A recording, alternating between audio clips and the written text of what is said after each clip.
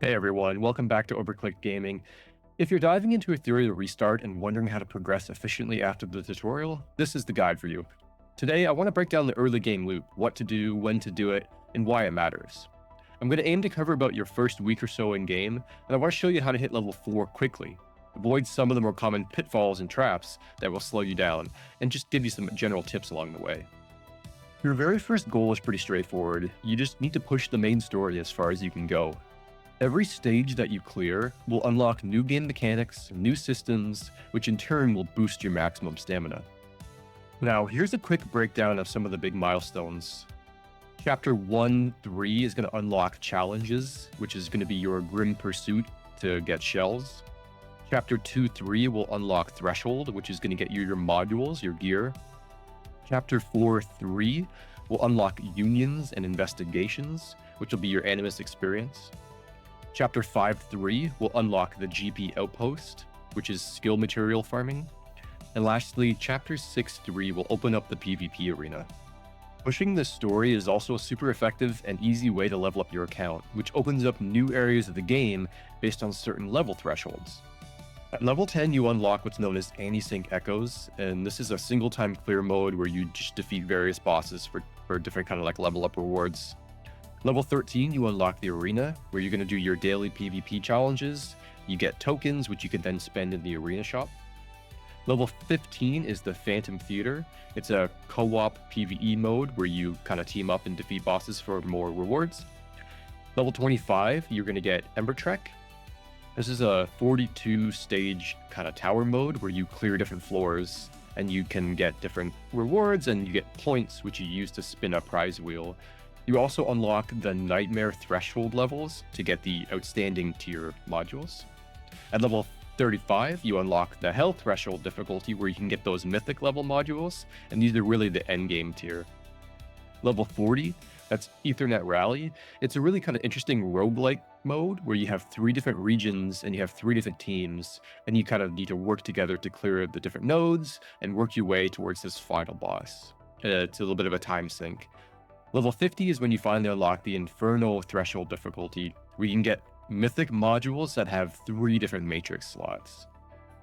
You'll know that you're stuck when the enemies start to outspeed you and start actually one-shotting your team. Now, don't worry about that, that's normal. That's when the loop really begins, and I want to go into detail on what to do in regards to that over the next few sections. Stamina really is the lifeblood of progress in Etheria.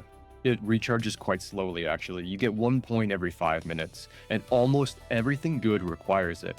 Now, what are some of the best ways to spend it? So, here's your stamina priority order for your first week. Early on, I would say your number 1 area that you want to farm is just this investigation area for animus experience. You unlock this at Chapter 4, Section 3, and you get these experience books here. Now, you want to farm this because your characters need to reach their max level before you can ascend them to the next tier of star. And as you know, of course, as you ascend them, they get stronger, they get better stats, and you can then progress further into the game. Your SR characters, they're going to level faster and they're going to be cheaper than SSRs. Now, the early levels are only going to require some of these cheaper blue and purple books. They're quite inexpensive to level, so there's no reason not to use this material. If you can level up early, you're going to get power early, and then you can be able to get farther in the game. Now, your second priority for stamina spending, I believe, should be the GP Outpost for the prowess material here. Now, this unlocks Chapter 5, Section 3, and you're looking for these materials here, the anima imprints. They're coming in an advanced, they've got an intermediate, and a primary tier as well. Now, where these are useful is if you go to your anima and you go to prowess, when you level up your skills, there's these first 5 levels, and these first 5 levels only cost the imprint material. Once you hit the actual level thresholds, they're going to cost a lattice. Now, the golden lattice is for your SSRs, and then if you have someone like Valerian here, it's going to cost purple. These are a lot more common than the golden ones, so it's important to kind of save these materials for the animus that are more versatile, that can help you in more different teams. And I'm going to cover some teams later on, so just hold those materials. But these first 5, I think you should be upgrading those on pretty much every character because they're essentially free. Priority number 3 is going to be doing Grim Pursuit for shells. Now, these early stage ones, you can see there's like these blue tier shells. Don't waste your time on them. Don't waste resources on them. Get to at least purple, which is going to be when you get to these hard modes. Those are like the beginners where you can actually start to invest some resource into them. What you want to do is really push forward to Fabian here when you can start getting these yellow epic tiers. And the one you really want to go for is Black Flag. He's usable on pretty much every role, and he gives a really good speed buff, which is fantastic for all their teams because we know how important speed really is. Now, once you get enough of these Black Flags, you're able to go and farm Nico Nana here. Once you get to these higher difficulties, you can get these guys, White Fang, and this is the kind of like the beginning of the end game shells.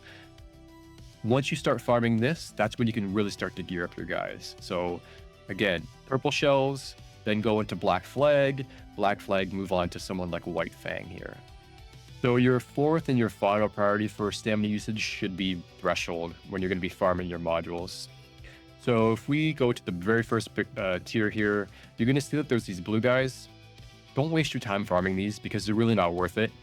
You really want to focus on farming once you hit past the hard tier into Nightmare. These are outstanding tier modules. Now that's when you're going to really be justified in putting some resources into them. As you progress through, you're going to get, epics and you're going to get uniques. It's okay to use those, but don't go beyond maybe +3 or +6, +9, I'd say at the most, to avoid really overspending. So you're going to focus on getting up into hell here, where you're going to get these mythic level, and Onslaught and Keen Eye here is really good from Terramatan. And then Doki Doki, similarly in hell, you're going to have mythics, and you're going to get Swift Rush, and you're going to get Time Weave. So those are kind of like the beginning of the endgame modules. Eventually, you're going to push through to Inferno, where you're going to have these 3 matrix slots. But in your first week, aim to get up into hell, farm those mythics, farm those outstanding modules, and that's going to really help you out. Now, if you want a day-by-day plan, here's kind of a rough overview of what you should aim for. Day 1, you're going to target to get to level 17. Aim to push the campaign as far as possible. You're going to unlock the arena at level 13, and you should be doing your battles daily, win or lose. Start farming the GP outpost as soon as it unlocks. Use all 10 of your stamina refills if possible, even if you're a free-to-play player. You get a lot of Hydra Crystals in the early game through the Hyperlink Charter, the achievements, and the campaign clear bonuses. Day 2, you should target level 26. Push the campaign through to Chapter 8. Start farming Fabian for Black Flag shells, ascend, and upgrade as you go. Focus on upgrading Lian and progressing the 7-day charter to get Lingluo. Don't overinvest in the yellow shells. Use the purple until you get red or mythic. Day 3, you should be targeting level 31. Continue farming the experience and shells. GP Outpost number 10 should unlock, which will get you more skill material options. You should consider targeting Doki Doki gear for that early Swift Rush speed set. Day 4, your target level should be 35. You're going to unlock Threshold Hell, which is the beginning of proper module farming. Focus on building a proper Nico Nano team to start farming those mythic level shells. Prepare for Hell 3 farming by forming teams around Doki Doki, which is speed or counter, or Terramatan, which is attack and HP sets. Now, one tip for knowing what teams to use is to click the little book icon by the boss name and selecting your stage. It'll show you the best teams by clear time, and you can even click on the team to see their builds. Day 5, you should target level 37. Continue farming the shells, continue farming modules to get better gear and accrue overall experience. Aim to improve those animus that you need for the Doki Doki or Terramatan Hell teams. Day 6, you can target level 40. You're going to unlock Ethernet Rally. This is something that you can work away on as you use continuous battle in your farming. Fine-tune your modules and shells. Use the 3 set matrix modules and re-roll your shell passives to get even more benefit. Finally, push towards level 50 to unlock Inferno difficulty. Throughout, I would say only use your pulls on the permanent banner. You can use the targeted banner towards the end of the week if you feel that you're missing an element to make your farming teams work. And I'm going to cover some of those farming teams in the next section. Now, one big tip is that you don't want to commit to building too many characters early on, as the upgrade materials are tough to come by. The ideal approach is to have about 6 core characters who are versatile in both module and shell farming. Now, of course, how lucky you end up on your polls will dictate what options you have available, but if I had to choose 6 relatively accessible animas, I would suggest the following. Diding here is a very strong single target DPS, but he needs quite a bit of investment to get him off the ground. You need to level up his skills. He's relatively accessible. He's a little bit more rare because he's a disorder affinity, but he's not too bad to come by because he's SR rank.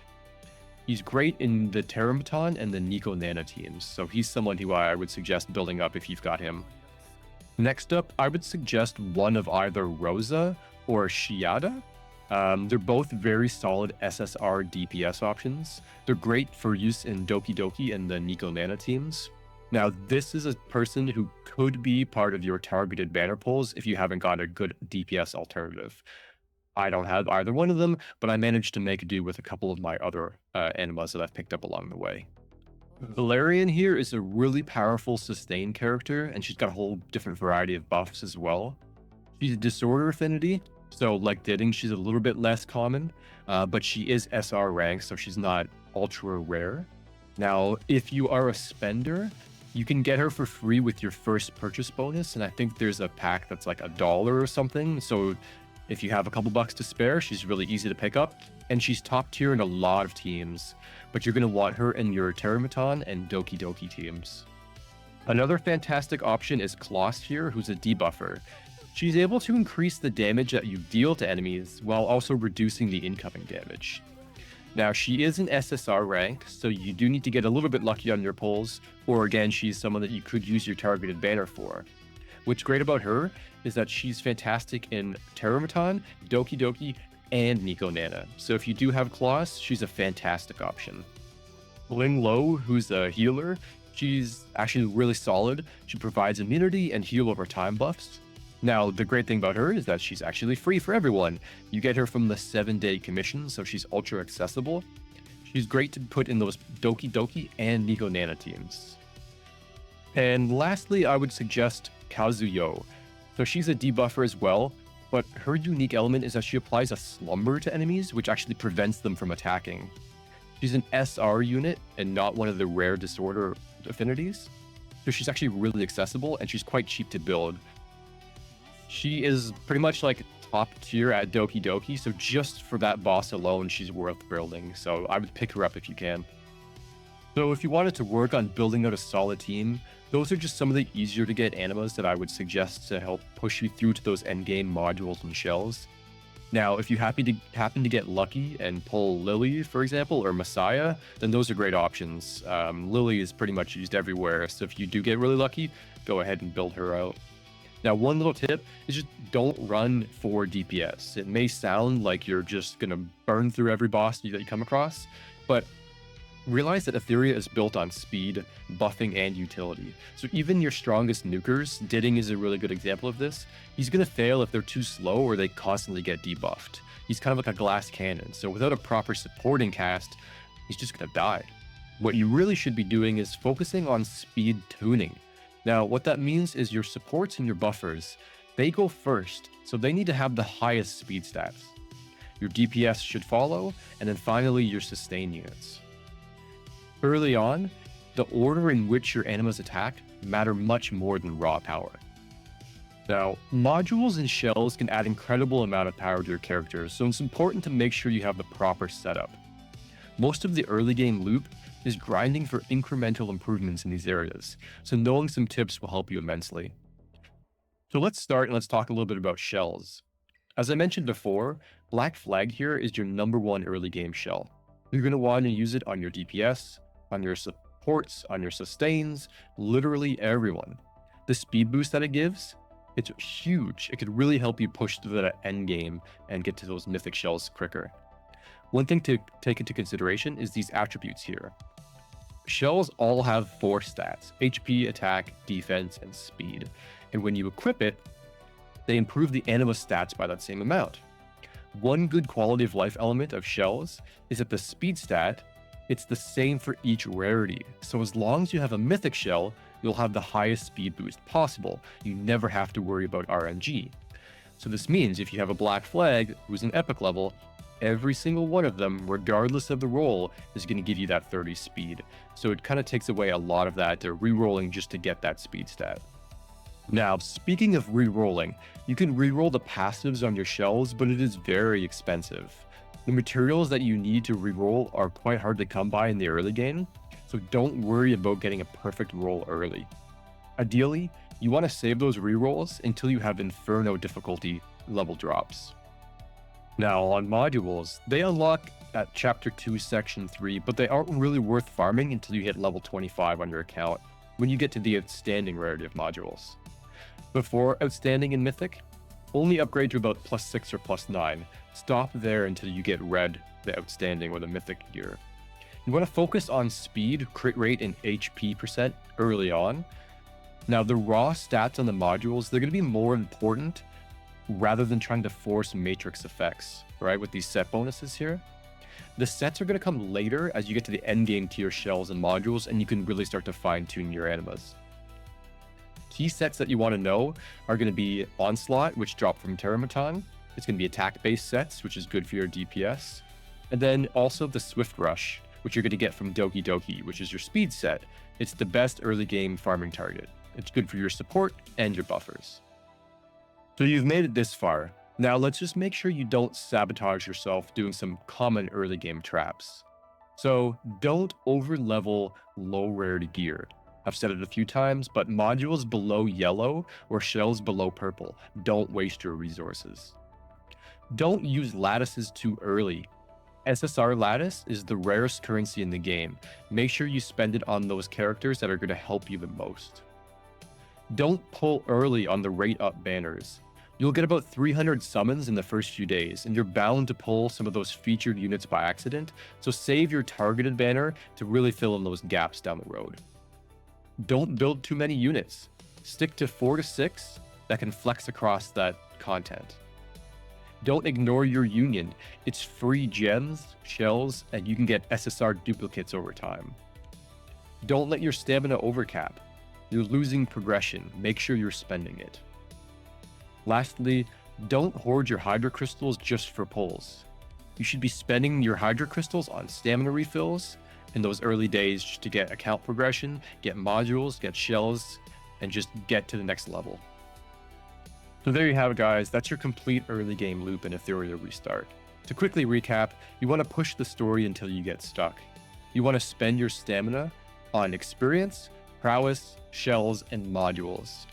You want to build a balanced team, and you don't want to waste your resources on every new pull.